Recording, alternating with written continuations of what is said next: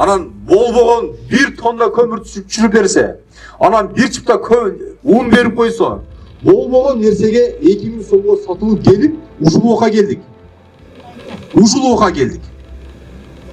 Бир добушту сатып отурупчу, албаңыздар, эч нерсе албаңыздар. Себеби дегенде, мынау шайлоодон өтүп барган депутат ар бир алайлыкка жооп берет.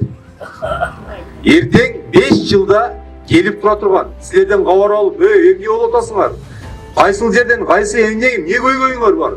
деп сурап тура турган депутатты шайлап алыңыздар. Мен силерге эмес, алай элине бардыгын айтам. Себеби дегенде, мынау мен жүрөгүмөн бул кишини шайлаганыңыздар, мени шайлаганыңыздар, күн эле эле айтайын. Башкаларга эмес, башкаларга да айттым. Бардыгын айттым, бирок күн эле элине.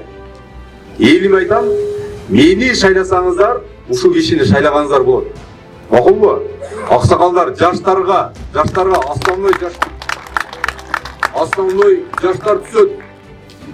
Силерге айтарым, келечекти алдыга койгон максатты узак ташташ керек. 10-15-20 жыл узагыраак ташташ керек. Ушул кишини бир добуштан кылып колдоп алыңыздар. Бардыгыбыз колдолайлы, макулбу? Колдойсуздарбы? Рахмат. Мына биздин агабызга окшогон тепкичтен тепкичке өтүп, элге кызмат кылган, бардык жагынан топ келишкен кандидатты шайлообуз керек. Кыргыздарда сөз бар, агалардын ичинен дагы агалар болот.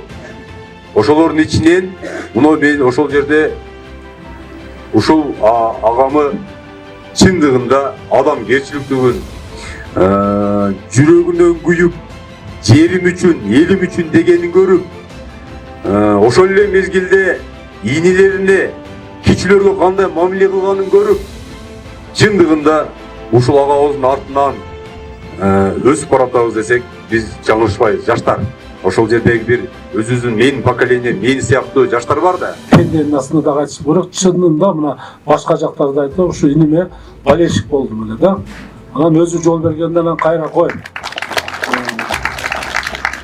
Мен алайлык туугандарым турса, Сарбашев талай ушунча жыл иштеп, алайдан качып анан оштон койду дебесин деп, биринчи Алла Тааладан суранып, Кудайга ишенип, анан алайлык элиме, туугандарыма ишенип, ушу алайдан койдум.